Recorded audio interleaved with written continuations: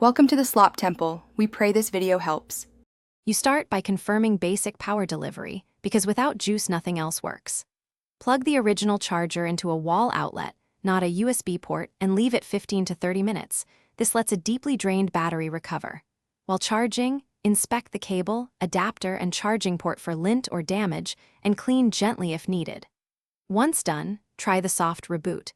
Hold power and volume down for 10 to 20 seconds to force restart. This clears minor firmware hangs.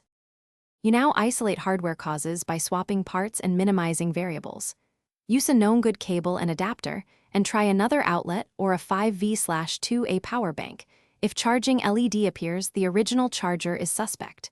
Remove the case and SIM or SD card because pressure or shorting can block startup. Visually inspect the battery for swelling or corrosion. If present, stop and seek replacement. Once comfortable, attempt to boot into recovery with power plus volume up to C if the bootloader responds. You finish with software reset or service options based on responses.